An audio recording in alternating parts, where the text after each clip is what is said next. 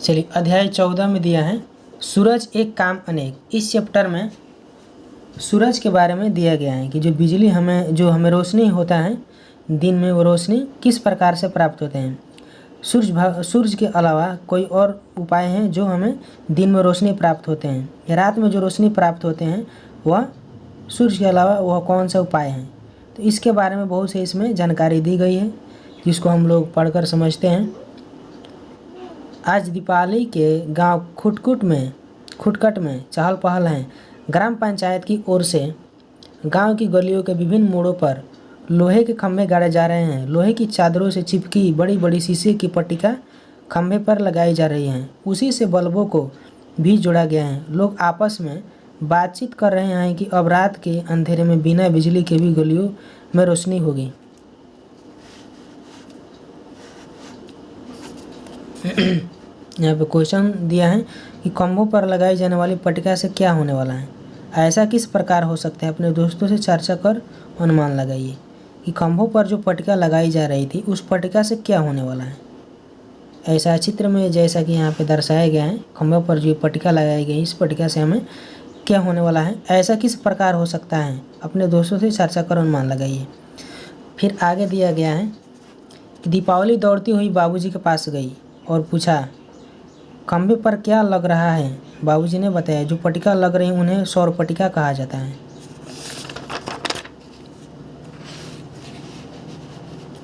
दीपावली ये सौर पट्टिका क्या होती हैं। तो बाबूजी ने बताया कि यह तो ठीक से मुझे भी पता नहीं, लेकिन इस पर दिन में सूरज की रोशनी पड़ती है तो रात को इसे लगा हुआ बल्ब जल उठता है। दीपावली ने कहा कि दिन में सूरज हमारे कितने काम आते हैं और रात को भी काम आता है। तो यहाँ पे प्रश्न दिया गया है दिन में सूरज हमारे किस काम आता है, किस किस काम आता है। फिर यहाँ पे दिया है कि दिन में सूरज के प्रकाश की रोशनी रहती है, रात को किस किस तरह से होती हैं। अपने दोस्तों से चर्चा कर सूची बनाइए। चलिए इस प्रश्न का उत्तर हम पहले समझ लेते हैं। खंभों पर पट्टिका लगाई जाने वाली पट्टिका से क्या होने वाला है। तो इसका सही आंसर है कि खंभों पर लगाई जाने वाली पट्टिका से अंधेरी रात में बिना बिजली के बल्ब जलने वाला है, जो यह दिन में सूर्य की किरणों को अवशोषित कर हमें रोशनी प्रदान करने वाला है। ठीक है। प्रश्न 2 में दिया है कि ऐसा किस प्रकार हो सकता है। अपने दोस्तों से चर्चा कर अनुमान लगाइए। सौर पट्टिका दिन में सूर्य की किरणों को अवशोषित कर रात में हमें रोशनी प्रदान करता है। यह सौर पट्टिका बिजली प्रक्रिया से भिन्न है, हमें यह ठीक समय पर रोशनी प्रदान करता है। ठीक है। 3 नंबर सवाल दिया है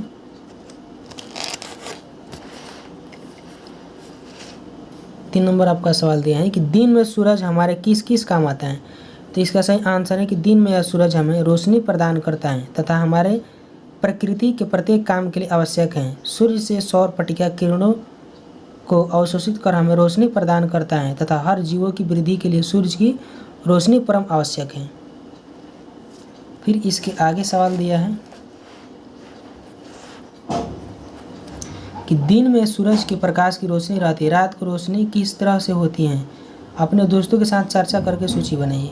तो इसका सही आंसर है दिन में सूरज के प्रकाश की अपेक्षा रात में रोशनी सौर पट्टिका द्वारा प्राप्त होता है तथा सूरज की अपेक्षा रात में हमें बिजली से भी रोशनी मिलती है। दिन में सूरज की रोशनी को आकर्षित करके हम सभी कई विधियों तथा माध्यमों से रात में रोशनी प्राप्त करते हैं। ठीक है। फिर यहाँ दिया गया है कि दीपावली खुशी से झूमते हुए सबको बता रही थी कि रात को सौर पट्टिका से बल्ब जलेगा। तभी हबीब चाचा ने उसे बुलाया और अपने घर की छत पर ले गए। छत पर एक चौकोर डिब्बा रखा हुआ था जो अंदर से काला था और उसके ढक्कन पर शीशा लगा हुआ था। शीशे से प्रकाश डिब्बे के काले हिस्से की तरफ पड़ रहा था।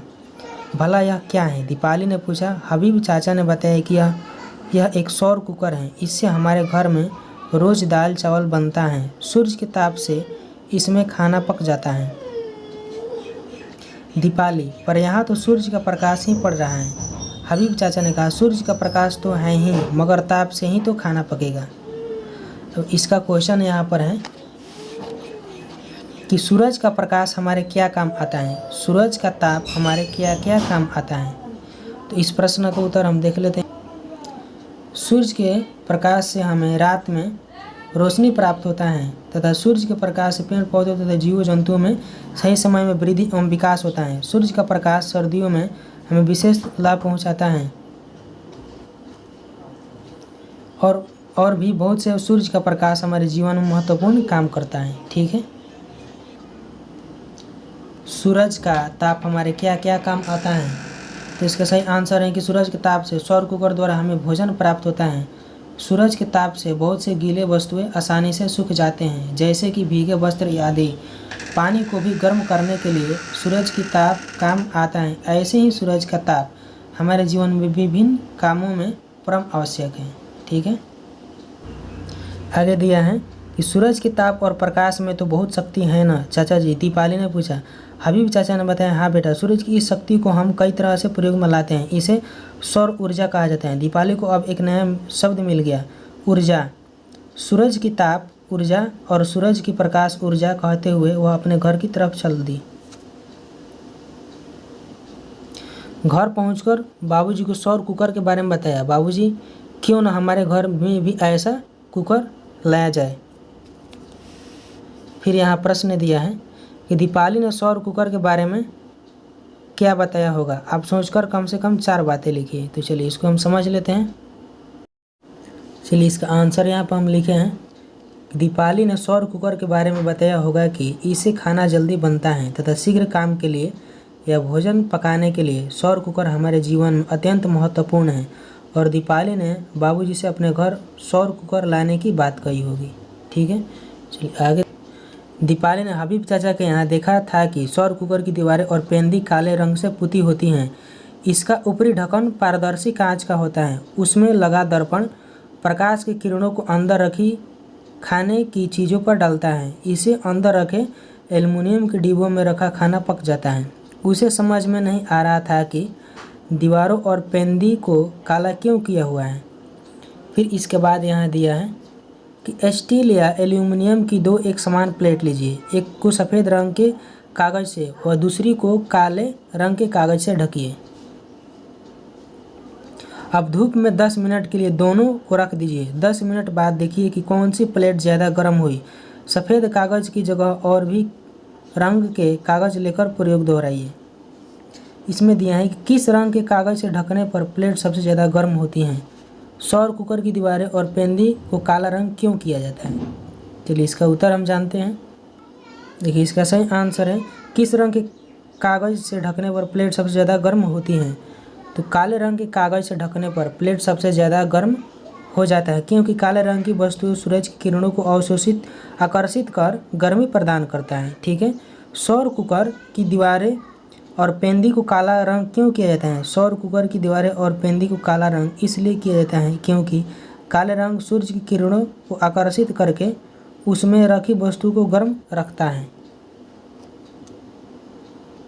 फिर आगे प्रश्न दिया है कि ये ऊर्जा के स्रोत कभी समाप्त हो सकते हैं या नहीं, और नहीं तो क्यों, यदि हाँ तो क्यों?